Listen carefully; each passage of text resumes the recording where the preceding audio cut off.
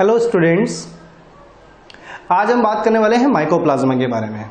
Mycoplasma अच्छी तरीके से आप जानते हैं माइकोप्लाज्मा को कि प्रोकैरियोट्स के साथ में इसको भी रखा गया है, एक प्रकार की प्रोकैरियोटिक सेल आप कह सकते हैं यहाँ पर, है ना।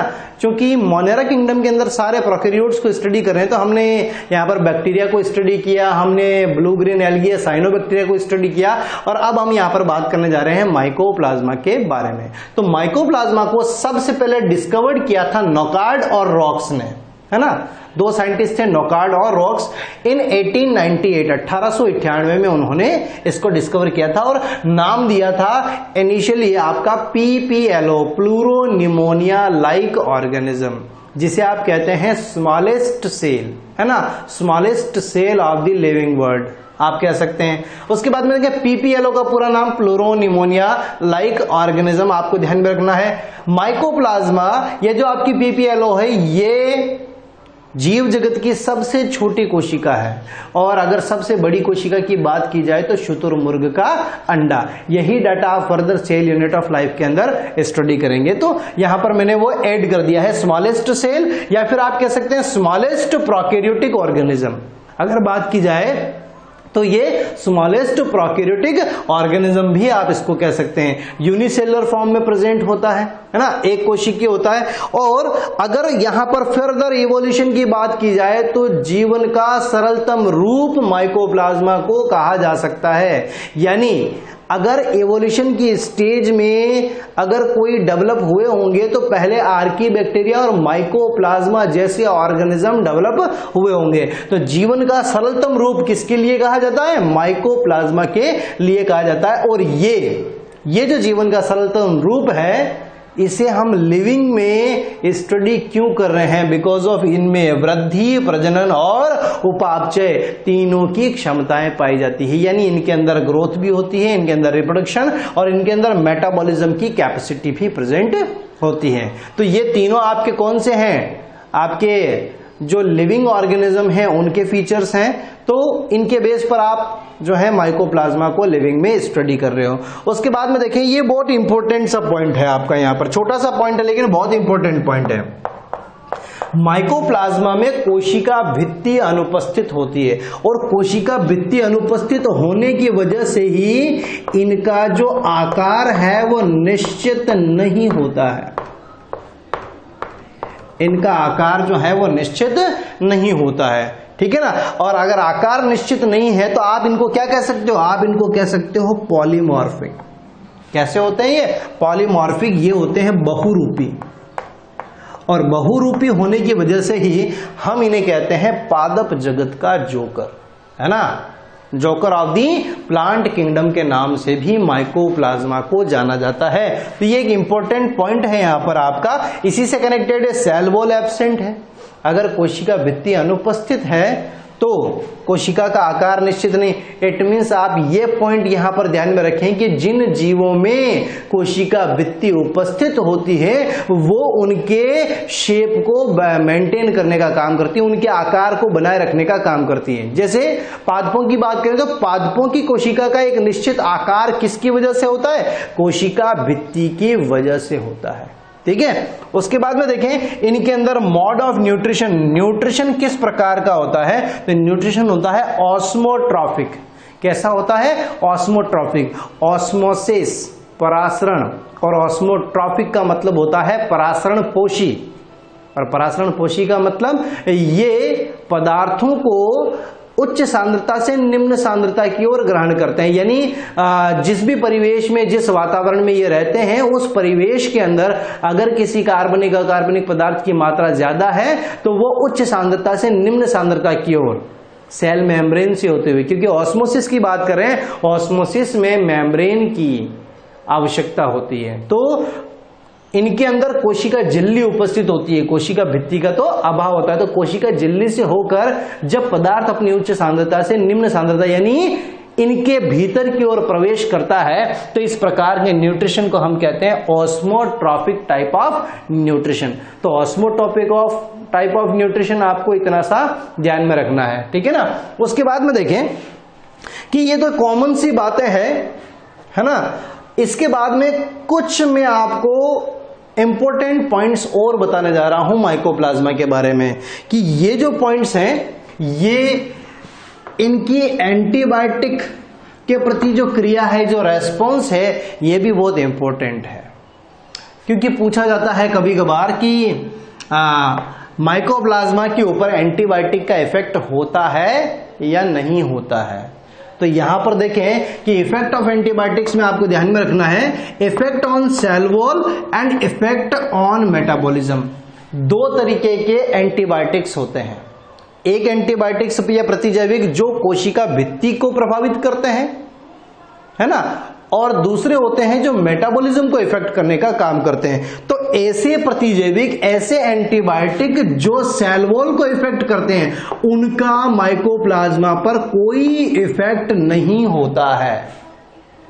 ऐसे प्रतिजैविक जिनका प्रभाव किस पर पड़ता है, सेल वॉल या कोशिका भित्ति पर पड़ता है, उन प्रतिजैविकों का माइकोप्लाज्मा पर कोई इफेक्ट नहीं होता है। रीजन, बिकॉज ऑफ माइकोप्लाज्मा में सेल वॉल एब्सेंट होती है। अगर सेल वॉल ही नहीं है तो प्रतिजैविक का कोई इफेक्ट होने वाला नहीं है।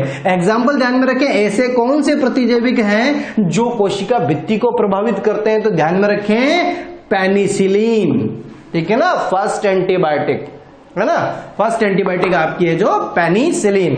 उसके बाद में कुछ एंटीबायोटिक्स ऐसे होते हैं जो मेटाबॉलिज्म को इफेक्ट करते हैं, जो कोशिका भित्ति या कोशिका झिल्ली को नहीं बल्कि भीतर की ओर कोशिका में चलने वाले उपापचय को प्रभावित करते हैं। तो यहां पर उपापचय तो है, अभी मैंने आपको बताया कि ये उपापचय में सक्षम होती है। तो अगर उपापचय है तो ये कहीं ना कहीं इस प्रकार के एंटीबायोटिक से क्या होंगे, प्रभावित होंगे। और इनका एग्जाम्पल आपको ध्यान में रखना है टेट्रासाइक्लिन, क्लोरामफेनिकोल, ये सारी की सारी एंटीबायोटिक है, प्रतिजैविक हैं, जिनका माइकोप्लाज्मा पर क्या होने वाला है, इफेक्ट पड़ने वाला है, प्रभावित होते हैं। रीजन, ये मेटाबॉलिज्म को इफेक्ट करते हैं, जबकि पेनिसिलिन जैसी एंटीबायोटिक्स हैं वो सेल वॉल को क्या करती हैं, इफेक्ट करने का काम करती है। इसलिए माइकोप्लाज्मा पर इनका कोई प्रभाव नहीं पड़ता। उसके बाद में आ जाता है एनसीईआरटी का एक स्टेटमेंट या पॉइंट कि माइकोप्लाज्मा कैसे होते हैं, विकल्पी अनऑक्सीजीवी, यानी ये सामान्यतः ऑक्सीजनिक एनवायरमेंट में रहते हैं, लेकिन इनके पास में विकल्प है कि ये ऑक्सीजन की अनुपस्थिति में भी जीवित रह सकते हैं।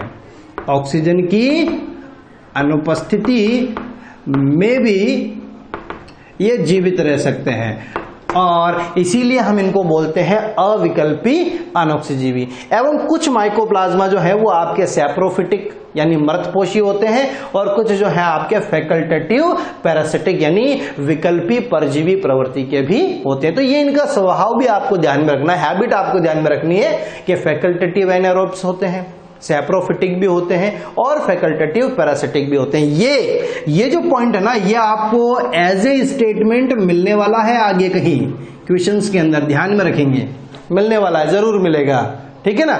क्या माइकोप्लाज्मा ऑक्सीजन की अनुपस्थिति में जीवित रह सकते हैं? तो बिल्कुल साहब, ऑक्सीजन की अनुपस्थिति में ये जीवित रह सकते हैं। दूसरा आता है यहां पर देखें कि सेल मेम्ब्रेन, जनरली ये यहां पर तो मेंशन नहीं है लेकिन ये पॉइंट्स भी आपको ध्यान में रखने हैं। सेल मेम्ब्रेन यहां पर होती है ट्रिपल लेयर्ड, यानी 3 परतें उपस्थित होती है और 3 परतों में ध्यान में रखें कि ये जो सेल मेम्ब्रेन है किसकी बनी है, लिपोप्रोटीन्स की बनी हुई होती है। तो सेल मेम्ब्रेन में 3 परतें हैं और 3 परतों के साथ में आपको ध्यान में रखना है किसकी बनी हुई है, लिपोप्रोटीन्स की बनी हुई है। और उसके बाद में अगर यहां पर बात करें तो माइकोप्लाज्मा में देखें, बहुत इंपॉर्टेंट पॉइंट है कि हम अभी तक बताते हैं कि कुछ वायरसेस या इनकी जब अपन बात करते हैं तो हम कहते हैं कि साहब इनमें डीएनए आरएनए दोनों में से कोई एक ही चीज प्रेजेंट होती है, जबकि माइकोप्लाज्मा में डीएनए भी उपस्थित होता है और आरएनए भी उपस्थित होता है। यानी बैक्टीरिया है, सारे बैक्टीरिया में आपको डीएनए और आरएनए दोनों मिलेंगे, है ना। लेकिन जो माइकोप्लाज्मा है, माइकोप्लाज्मा के अंदर भी आपको डीएनए और आरएनए दोनों देखने को मिलते हैं। डीएनए कैसा होता है तो देखें डबल स्ट्रैंडेड होता है और सामान्यतः कह सकते हैं, अधिकांश आप कह सकते हैं सर्कुलर प्रकार का होता है। लेकिन जो आरएनए है वो आपको सिंगल स्ट्रैंडेड मिलता है ना।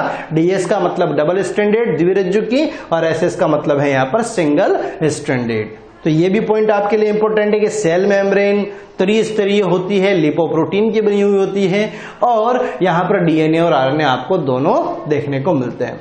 उसके बाद में अपने को पता है कि जो माइकोप्लाज्मा है वो जीवों में रोग उत्पन्न करने के लिए भी उत्तरदायी होते हैं, है ना।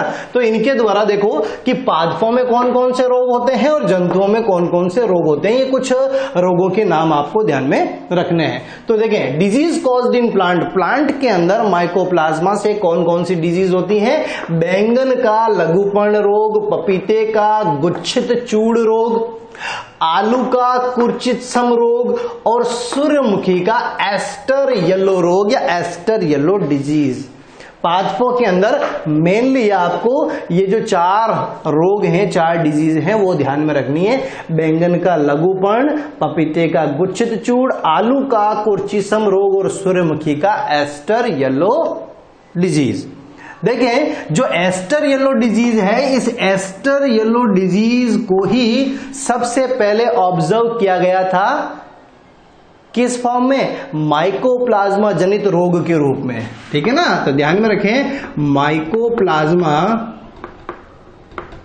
माइकोप्लाज्मा जनित रोग के रूप में सबसे पहले किसको ऑब्जर्व किया गया था तो एस्टर येलो डिजीज को, सूर्यमुखी में होने वाले एस्टर येलो डिजीज को सबसे पहले ऑब्जर्व किया गया।